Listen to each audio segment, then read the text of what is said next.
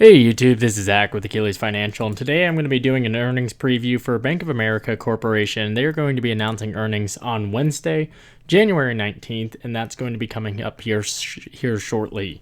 What I want to highlight is this is an institution that I expect to follow both Citigroup as well as JP Morgan Chase in terms of earnings, and you can see that some of that preview has already taken effect.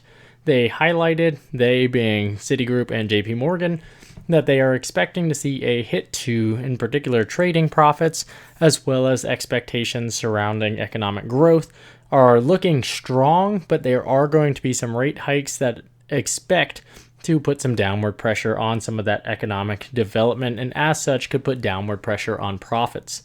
That being said, banks are still trading at very attractive valuations, and you can see some of that information here. In terms of a price to earnings, Bank of America is a little high at this point in time. They have traditionally traded between 10 to 12. As such, this is in historical sense. I've been talking about purchasing JP Morgan instead. However, all in all, it is still very attractive and relatively low, with the onset or expectation that we could see multiple rate hikes this year. Now, depending on expectations and reality, we may actually only see one, maybe two rate hikes this calendar year. One of the things that we've seen could be a rate hike as high as 50 basis points in February. So that's what I'm going to be watching is, will we have rate hikes? Because one of the things that we will be focusing on for rate hikes is going to be that interest income. One of the things that's important to note when you look at something like a Bank of America is the vast majority of the ways that banks are able to make money is largely leveraging interest income. So you can see here at the bottom, interest income in 2019 for Bank of America was $71 billion. If you want to look at just the interest and fees on loans, you can see that was $43 billion. So while over the past year, I'll show you the quarterly view so we can get some 2021 numbers in here.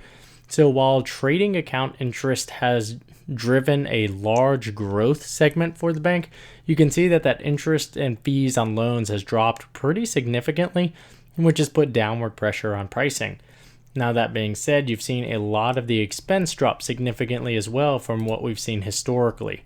So you can see that expense dropped dramatically. Again, while the income went from 71 billion to 51 billion in 19 to 20, you can see that the total interest expense dropped more, or dropped to a third of where it was.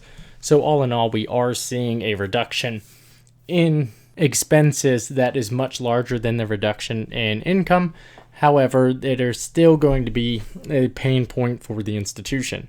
Going forward, higher interest rates will directly benefit, and normally you're going to see that interest expense will actually take a while to materialize, because generally speaking, banks are doing incredibly well right now in deposits, as well as the fact that consumers really don't have high expectations associated with a high deposit interest rate. Again, they're looking for CDs or investments for them to be able to put their money in. So the question is, since banks are trading at all-time highs, are they still going to be a good investment? You can see the 5-year chart right here.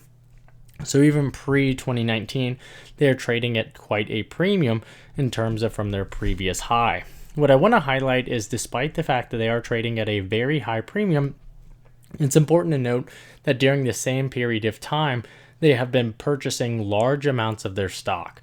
So while I think they are still at elevated levels, especially compared to where the interest income was previously, I would also highlight that they are continuing to purchase large sums of their stock back.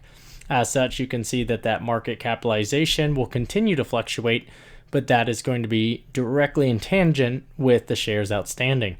So this is a number that has dropped very significantly, and I expect that it will continue to do so.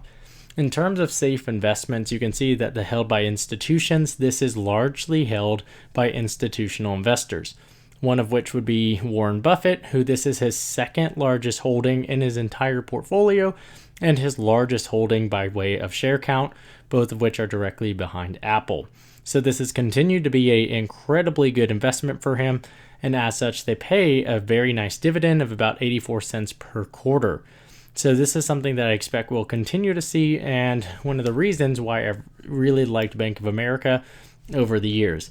At this point in time, based on what we saw from the earnings report this past week and what I anticipate that we'll see this week, due to valuation concerns, I am heavily leaning towards JP Morgan Chase at this point in time for an investment compared to Bank of America, but I do still own Bank of America, and as such, I continue to value the dividend that they pay as well as the continued emphasis on growth as well as expense reductions that the CEO, Brian, I'm not even going to try and pronounce his last name, it's Moynihan or something along those lines, but all in all, there's a lot to like about the stock, and as such, that's why I'm going to continue to hold it.